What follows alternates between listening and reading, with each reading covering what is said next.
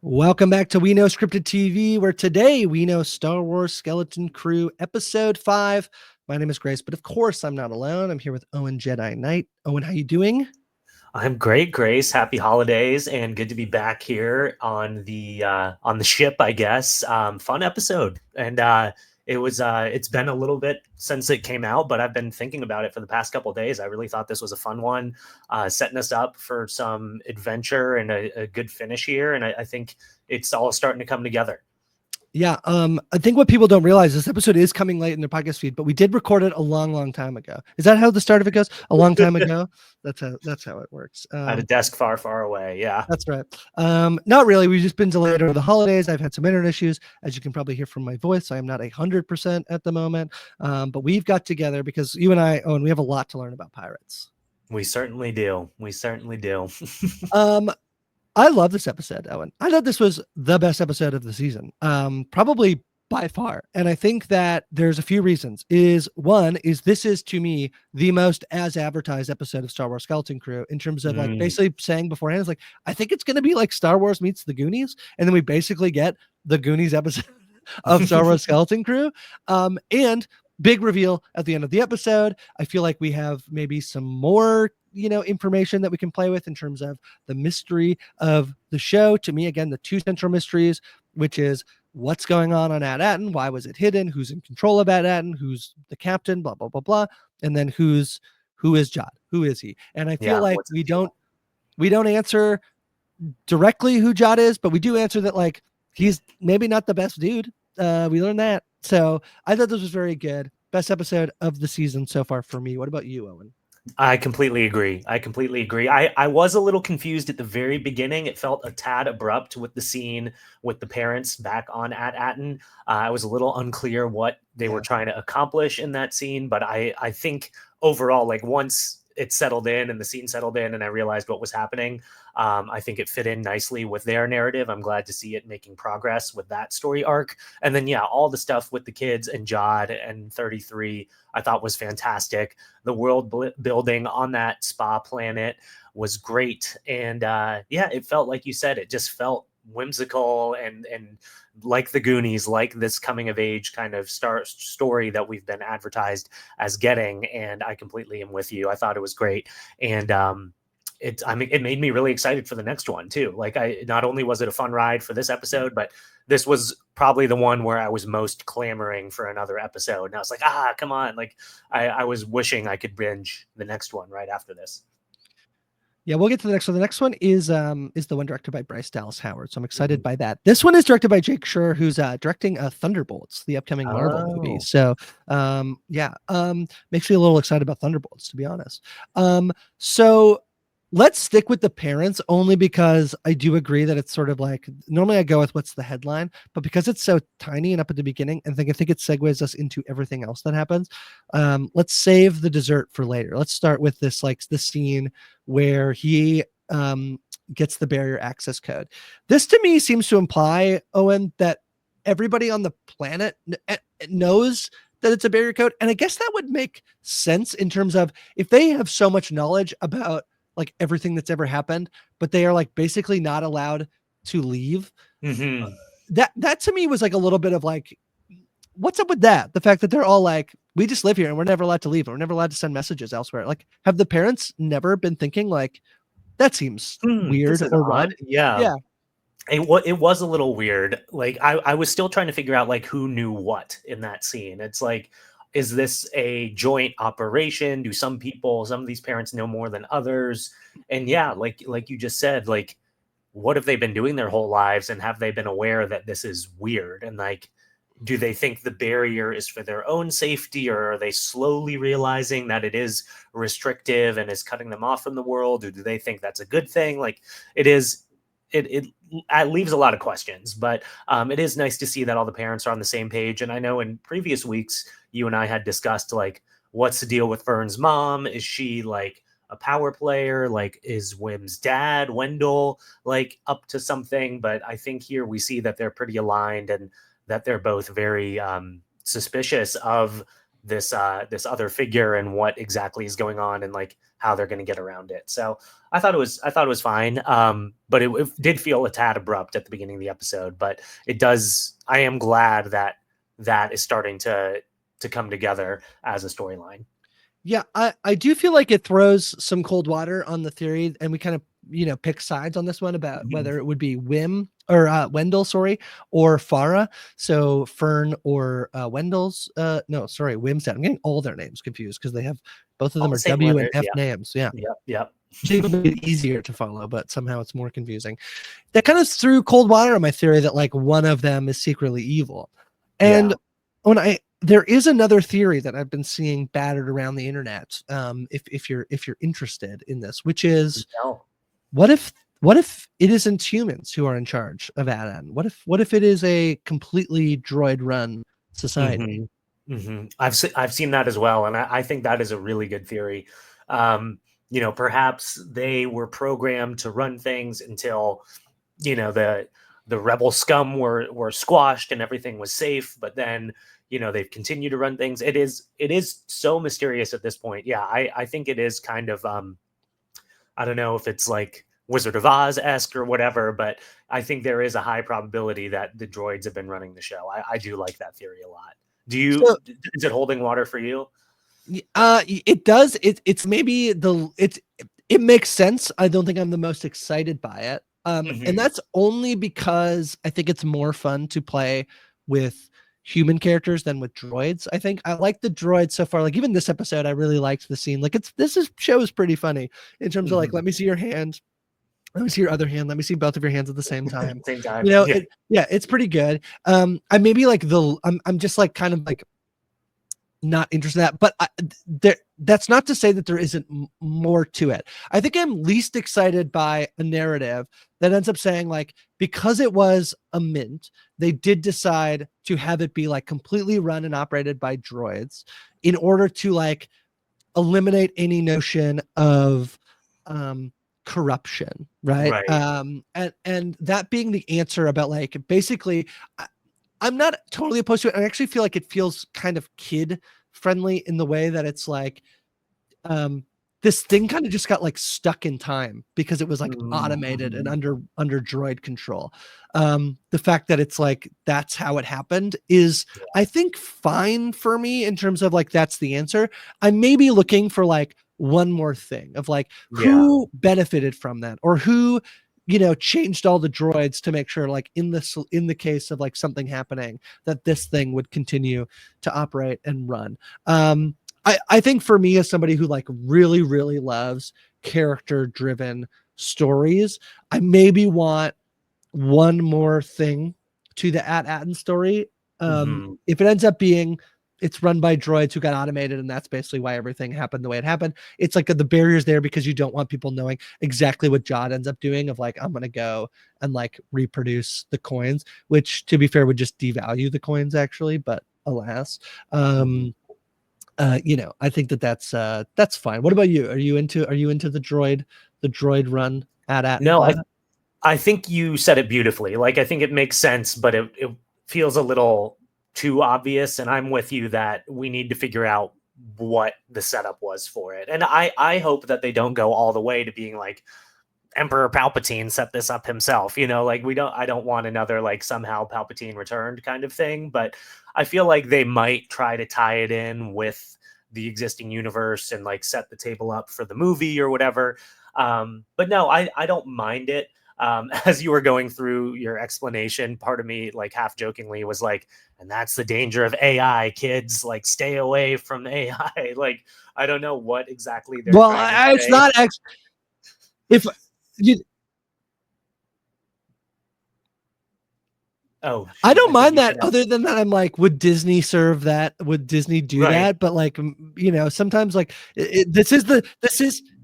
this is the thing that put Andor on, which is all about like overthrow the evil.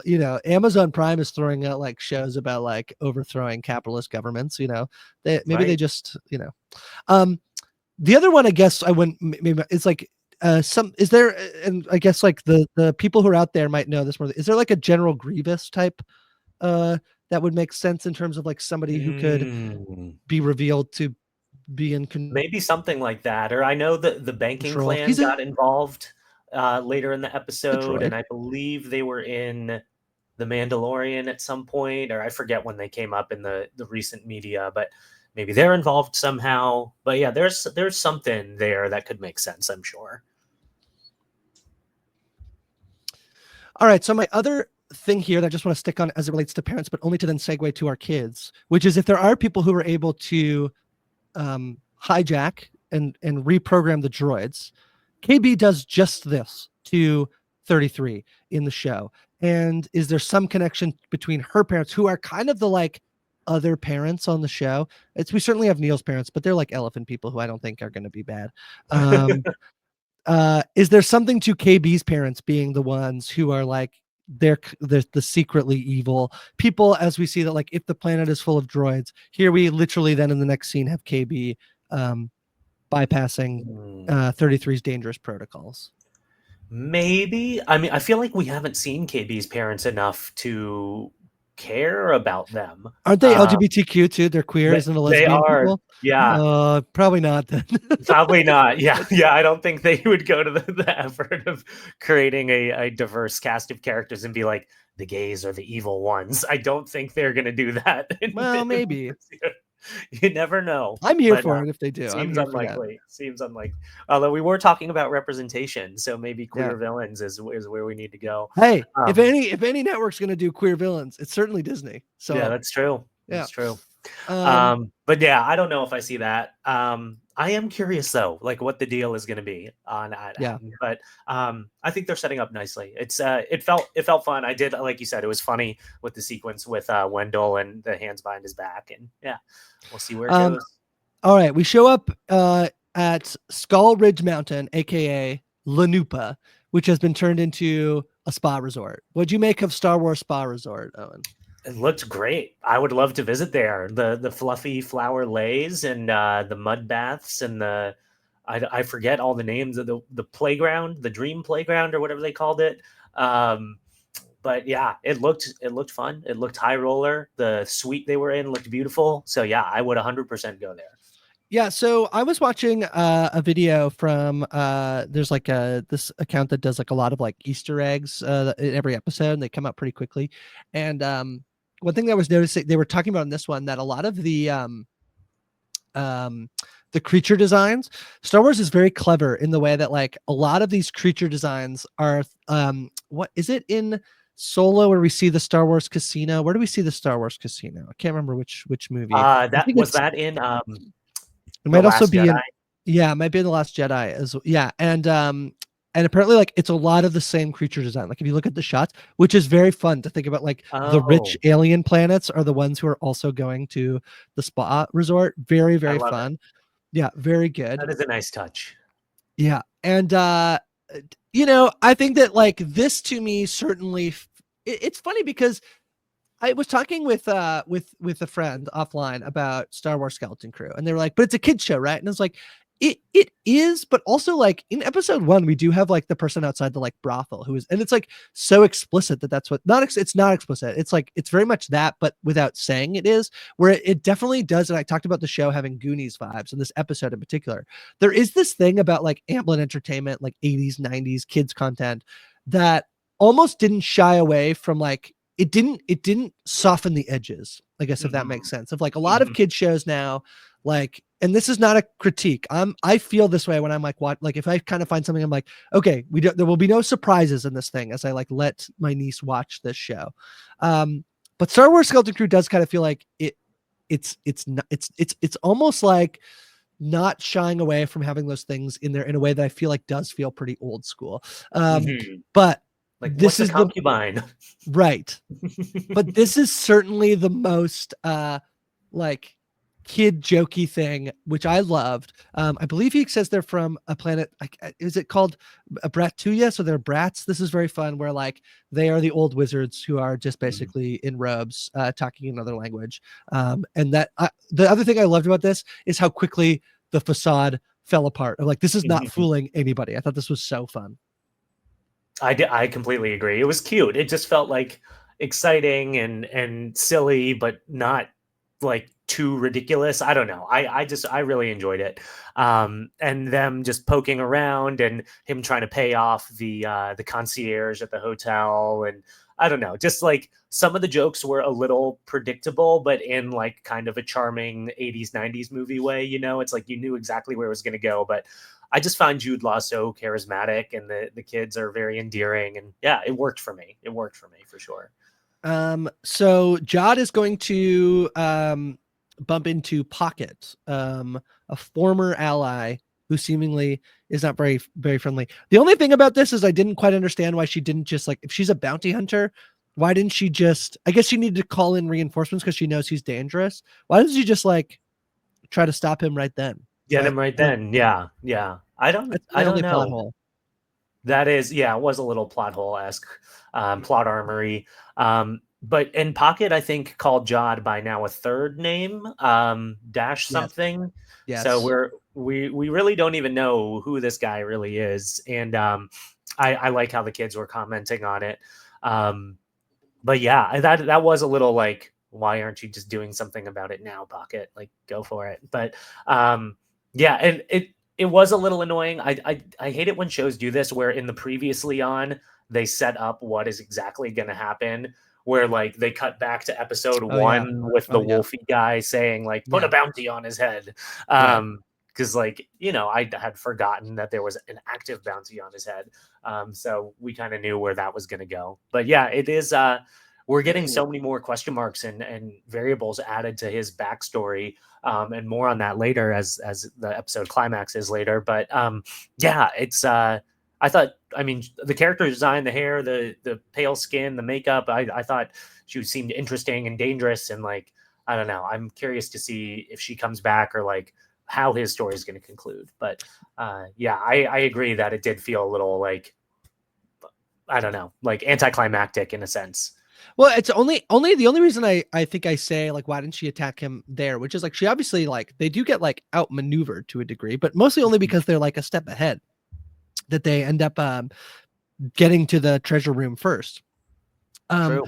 And I guess the only thing that I don't is that like, it's not that much. I did like the kids entering the room and then realizing like, this is the nightmare scenario, Owen, when you were a kid and you would go somewhere fun and your parents like, yeah, but like, you're not allowed to run around in here. You're like, oh, what the hell are we here for? What the heck are we doing? It's like there's the water park. We can't go on it for another 4 hours, but it's there. You can look, and it's like, that's so annoying, Yeah.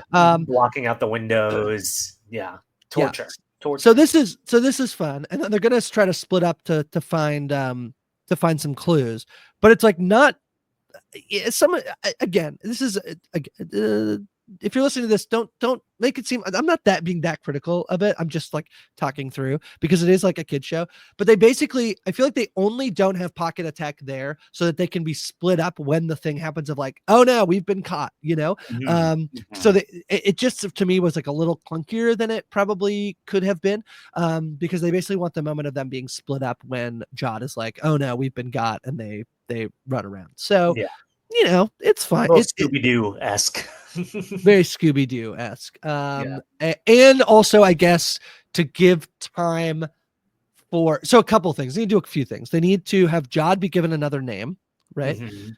They need to have Pocket have time to call in the bounty hunters, and they need to split up the kids. So the pacing of it, just like, to me, I wish they, sometimes you're like, you just write it a different way. I feel like it works better, but that's okay. We're splitting hairs here. Yeah. I hope no one thinks we're actively like, oh no, Skeleton Crew, how dare you? Because we're just talking. Yeah. The thing I do like is I do like the continuation of like, these kids have never really fully trusted Jod, and the additional name thing is really good, and actually like that, like when they are dressed up in their outfits and they're like playing because they're kids, and the guy's like, for your associates or whatever, and he looks back and they're all kids. Like the fact that Jod actually like is not the suavest like trickster, like he basically like does a good enough job until the end of this episode where he like basically like can't take it anymore and realizes that he needs to like go into full pirate mode.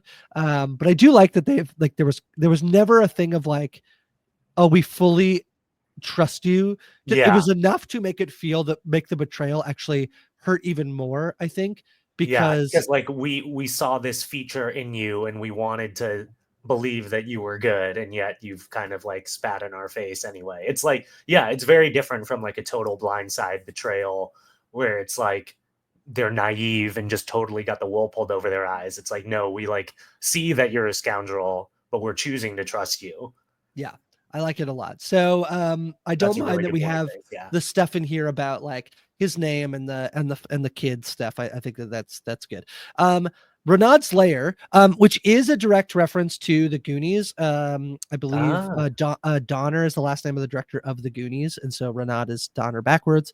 Richard Donner, I think, is his name. So this is fully 100% nod to One-Eyed Willie and One-Eyed Willie's treasure, the underground cave with the traps to get in there. Also, as a big D&D fan, I've been saying this show is basically D&D adventure. It basically does that of like, here are several traps you'll have to solve. What'd you make of the entering of Renaud's lair? I really enjoyed it, and I've been playing the Indiana Jones and the Great Circle video game recently. Did you And finish it? I saw you maybe finished it I recently. did finish it, and it was excellent. Yeah. 10 out of 10 recommend. So yeah, just that sense of adventure has been really fulfilled by all this episode is lately. very Indiana Jones. It was very Indiana Jones coded. So yeah, I enjoyed it a lot. I thought it was just fun. It just the creeping around and the booby traps and everything. It was fun. I enjoyed it. And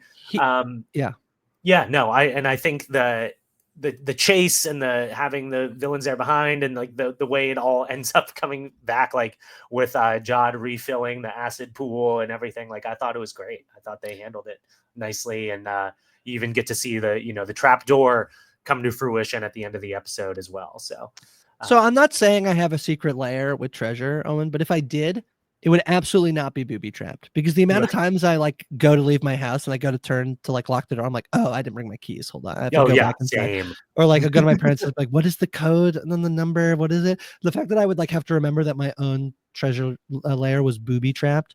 I'd be screwed. Not happening. I'm with you. Yeah, I would like break my foot every time I re-entered my office if it was set up like this. 100%. Is this a future SNL skit of like, because you never see the bad guy like going through his own traps every time and being guy. Like, oh my god, I forgot the dryer's on. He has to go back into his lair, but like he has to like wait for the acid to refill. Yeah, clumsy Bond villain. Clumsy like Bond that. villain. Yeah. That's good. I like that. So we get what traps do we get the acid, do we have anything before the acid pool? That's the first one, right? Isn't it? Or am I missing one? I don't even remember, if I'm being honest. And then we get the one of like the trap door. Mm-hmm. We get the we also get Chekhov's lightsaber in this episode. Mm-hmm. The rotten fruit, except for the roast. That was clever. That I like that. And my boy Neil noticed. Well, he has the scent for it. He could tell that the food, because it's I don't know whether elephants have better smell or worse smell. I actually don't know. Okay, while we're here, let's just talk, because like there's another theory going around the internet, Owen, about the captain. And it relates to At-Atten's theory that it's a droid run planet, which is the captain has been 33 all along. Have you heard this theory? I have not seen this theory. So it's actually a very similar idea that these pirates had so there's a couple of reasons why this would happen. One is that there would be this lack of like trying to take over because it's a droid and the droid is the one who's actually the captain. You keep this mystery of like, his data has been, but it's like he's the captain, but he's the one who could have unlocked it the whole time. And then this other thing of like pirate lore of like this guy will always know where the treasure is. This guy will always know where things are happening. This is the theory that there is there's no captain. The captain is 33. Do you like that? Is that fun? I don't hate it. I feel the same, I think. Again, I'm a little maybe like not. But yeah. I think the reason I like it is because I do think 33 to an extent has like, he's not Grievous, but he has like, there's this thing of like Grievous feels more like a human than he does a droid. And I feel like 33 has a little bit of that. Like this is not like BB BB-8 being like a Mhm. pirate captain. This is like Right. 33, who's like, a moving talking robot who does have character. Like Yeah. he falls into the line of like that's a character rather than like even like a side. Like there's a difference to me between, and I like them both. I love them both. So don't take this the wrong way. But there's a difference to me whether like what you can have R2D2 do in a Star Wars movie and what you can have C3PO do in a Star Wars. Like 100%. C3PO can go save Leia. Like R2D2 can like kind of save Leia. You know what I mean? So Right. I don't mind it from that sense because I kind of take 33 as a character, I think. Yeah. But No, I like that. I like that. And I mean, with such a big voice actor behind it, not to read into it too much, but yeah. like there's the potential there for like the gravitas and like the performance and like the narrative coming together in that way. But yeah, I don't know if that would be like too on the nose that if He both doesn't have a AT-AT is nose. being run by droids and then the captain was a droid the whole time, or maybe he wasn't the captain the whole time, but he like ended up killing his captain and staging a mutiny on his own, and because there were those bodies on the ship when the kids found it. So Yeah, so I don't think that it's that there wouldn't be a pirate crew. I just think it's the idea would be that the captain has been 33 the whole time.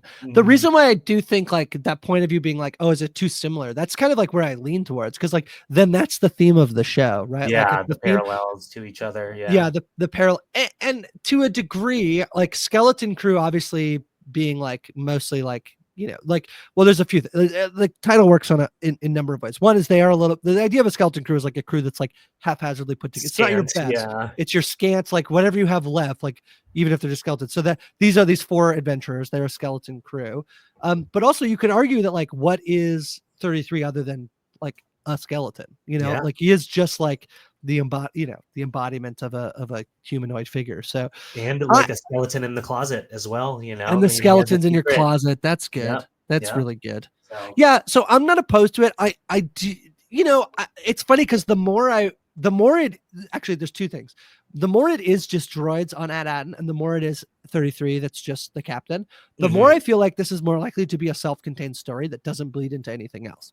The more that it's like, oh, it's actually this person that we've never told you about, but is actually important from Star Wars, the more I'm like, oh, now it's connected to like Mando and Grogu and like what, okay, whatever. So sure. Yeah. Go but ahead, Lucas. I, but I think those are more satisfying like story answers within the story than I think probably it being 33.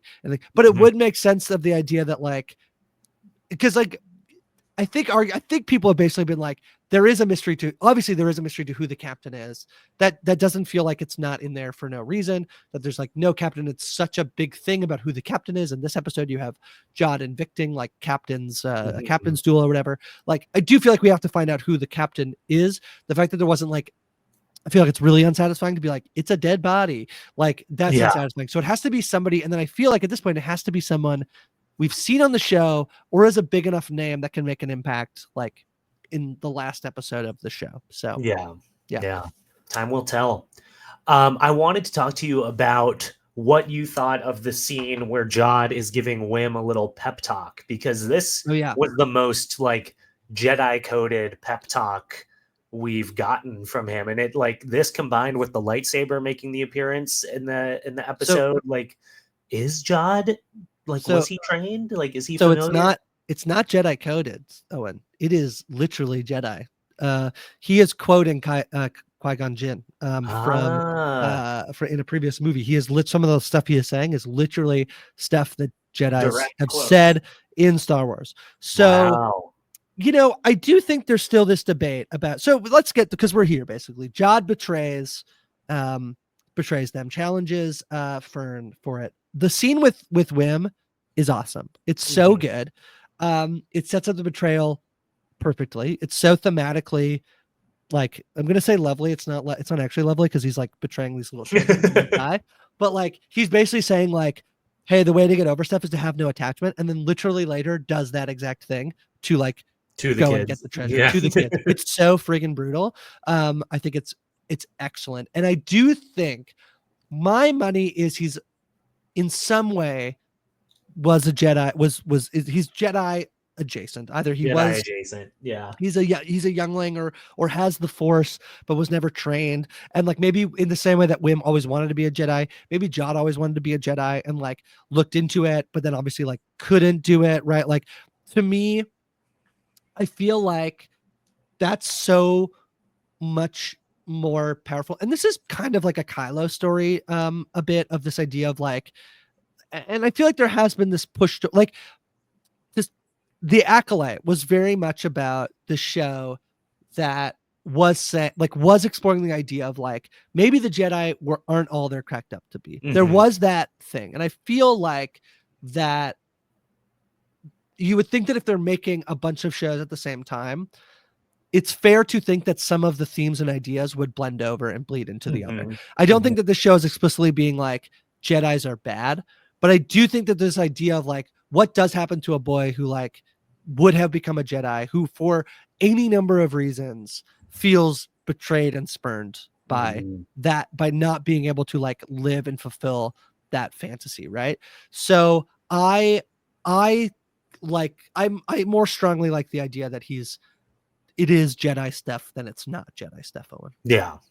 I feel like you were saying, it connecting with the universe and all the other shows and movies, like that would leave more possibilities open if Jod were to have some sort of connection. And yeah, I'm starting to lean that way too, just with the whole talk about attachments, and now he has a lightsaber. Like, I don't know, I feel like that is the direction we're headed, and I'm not upset about it. I'm certainly not, because I do think, given his age, and like, do I think we're going to get another Order 66 flashback like we got with Grogu? No, probably not. But No, I don't think so. there is the like flexibility to figure out how he fits into the canon and like the whole universe and storyline. And he's a big enough name too that maybe he comes back in the movie. I know you had hypothesized that way back in our first or second episode.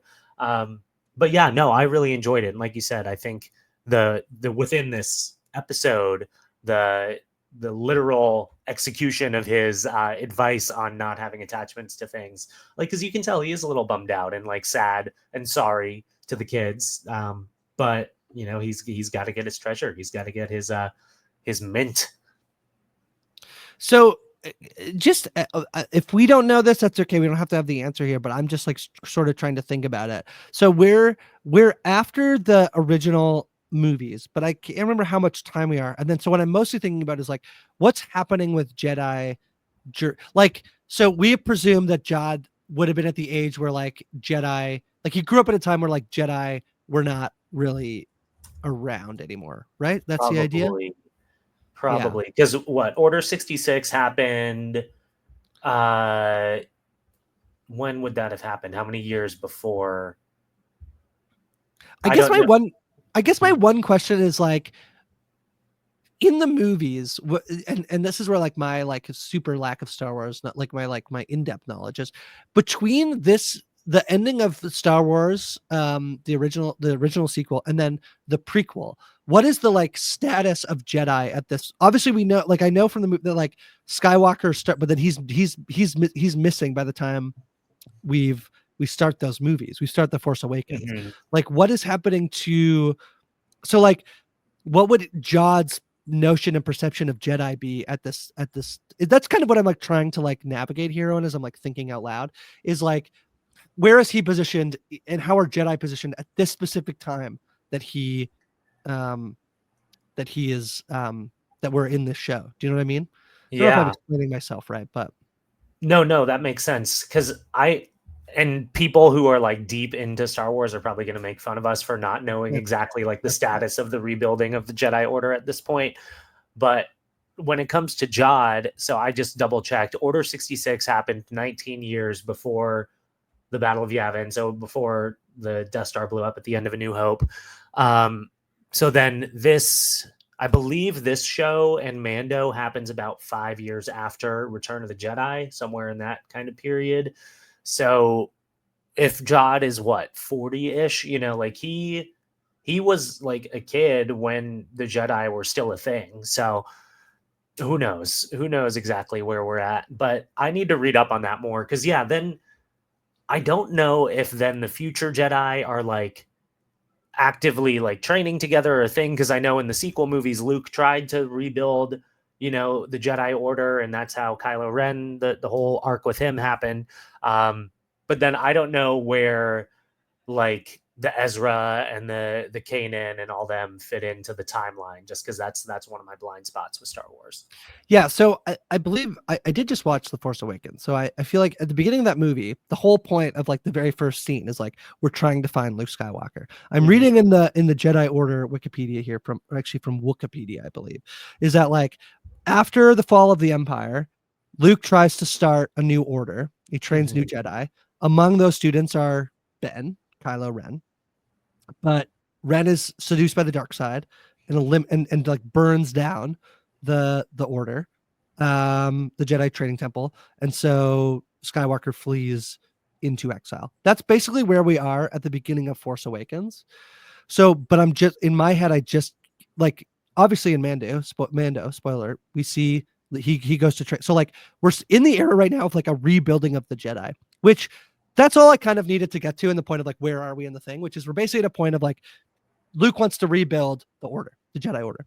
So in that sense, like that might be something that like Jod, who might be somebody who feels like almost like betrayed by the idea of like him never becoming a Jedi or whatever, feeling like I'm not going to take part in that. Like, especially if he has any involvement in Order 66 of being like, you think I'm going to sign up for something that is going to like get me killed and like I have to live up to the ideals of being a Jedi rather than just using my sweet Jedi powers to do pirate stuff and obtain wealth. Like that to me makes some sense in terms of like, I'm just trying to figure out like, why would he not be interested in becoming a Jedi? And I think I've now like basically where we are and the history of the Jedi. I think that this makes sense that there isn't, why would you sign up for something that is going to get you killed or like you have to be like okay, this one makes the most sense to me in terms of like if you're a Jedi you have to like live by these values and he doesn't want to do, like why would he want to do that? Why would he possibly sign up for that when he could just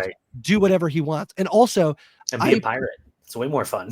Be a pirate, and also inevitably by being in the Jedi he has to do that thing that he says. It's funny, like that's basically what like Qui-Gon Jinn says to Anakin is like remove your attachments, you know, like, like that's what's going. But like also part of being a Jedi is like you are like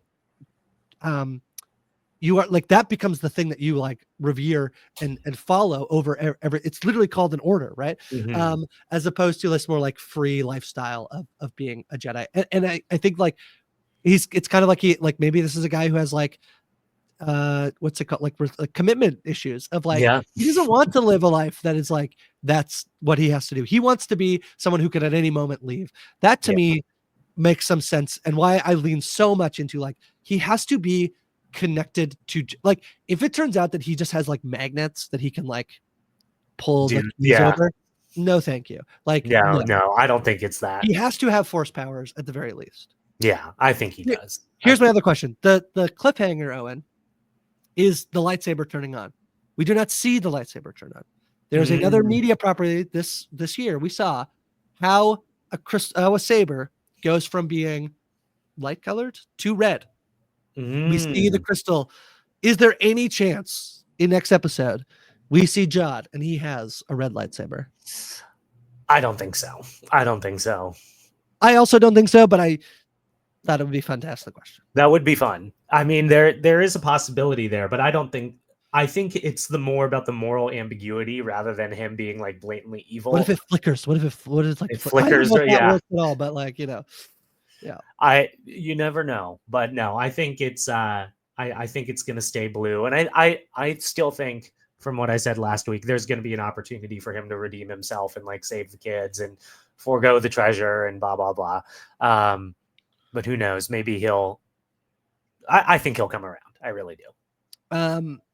Funniest thing that happens in this episode, and maybe one of the funniest things I've seen in Star Wars in a long time, is Wim going to use the lightsaber and cracking on the floor. Is so funny. That was great. That was great. Because John was like, "Don't do it, kid. Like, this isn't one of your action stories or whatever." And that was because I knew they were gonna like have him screw it up somehow, but I did not predict the upside down lightsaber. That was great. That was so good. Hits the ground, flies out of his hand. Amazing. Yep. I also, did you Wim, when Jod comes to see him, he tries to hide his little Jedi thing behind his back the exact same way his father hid the thing. No, I didn't catch that. That's like a good father catch. like son. Yeah, that's funny. No, it's that. Yeah. That's it. I mean, we kind of talked about it. That scene is the John's betrayal scene is extremely good. It's Hmm. extremely compelling. It is ruthless. It is the thing that like as a kid, it's like the exact like what's worse than like the person you decided to put your trust in betraying that trust. It's really powerful. It's really good, and I really love what it sets up for like the last 3 episodes we have of the show. Hmm. Three more. Yeah. I'm with you. I think it's I thought the performances were great. You know, like you said, the kids were disappointed, but also just like extra disappointed because they chose to trust him. And I think there was some flickering of Jude Law, of Jod being like genuinely sorry, but also like, Yeah. he's got to do what he's got to do. So yeah, no, I thought it was great. I'm curious to see what this Bryce Dallas Howard episode is going to be like. Because I forget, I loved her in Nosedive, Black Mirror, but I don't know if she had Yes. any hand in the production side of that or directing. But um, I'm intrigued. So So let yeah. me pull up what she has directed. She directed The Return of the Mandalorian in the Book of Boba Fett, which I believe is the first of the Mm. two like weird Mando episodes in Hmm. Book of Boba Fett. She also directed she's directed 3 episodes of The Mandalorian, and I believe her episodes were quite like they were very successful. I feel like critically they were quite Nice. liked. So we'll see that. The other piece of this too, which is these are the only this episode and next week's episode are the only 2 episodes not written by Christopher Ford and John Watts, who are the otherwise the writers of all other 6 episodes of Mm. the show. This one was done by young Joe Wesner, who does this one and next week's. And to me, that just like if I liked this one a lot, I wonder whether there's some synergy between this one and Yeah. next one. See, presumably the kids are still on this planet, at least for a little bit, because they go down the trap door, which I really liked that they like use it as their way to like escape. I feel like that feels extremely like 80s adventure movie stuff of like we Yep. got to go down the chute. So that's fun, and them getting their way out of that while Jod's trying to escape from presumably what's left of the bounty hunters. So I loved this episode. I thought this was super fun. As I said, any of my critiques are so they're splitting hairs, as you said. This was so fun. It was so vibesy, while Hmm. also being like the best character moment of the show, which is Jod like Yeah. revealing himself. It's really strong. It's really good.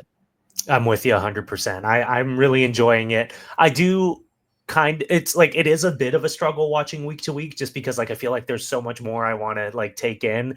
But then again, as a counterpoint, like Squid Game dropping all the whole season 2 in one day, like Yep. there is something rewarding about watching week to week because it gives us opportunities like this to talk and like think about what could happen next. But I am jonesing for more, so I'm excited that we've got just a couple days here until our next episode. Yeah, this was the good thing about being late on our episode is that we can now it's less time to watch the next one.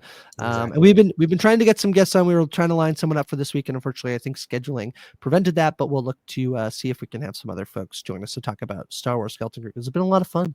Yes, it has. All Yes, right, it has. anything else? Anything else you got going on, Owen?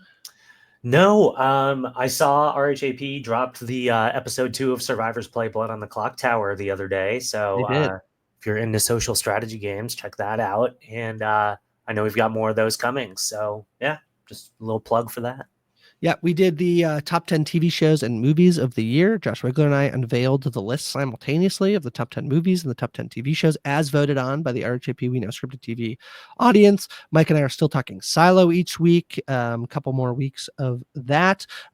Squid Game episodes are dropping daily with Chappelle and Mike Mhm. Bloom doing that. And Severance is doing a rewatch pod as they gear up for the release of season 2, which I'm very excited for Me all of too. that, plus the Tastemakers and the weekend program and anything else happening here on RHAP We Know Scripted TV. We will see you next week for episode 6 of Star Wars Skeleton Crew. Until then, may the force be with you. Bye.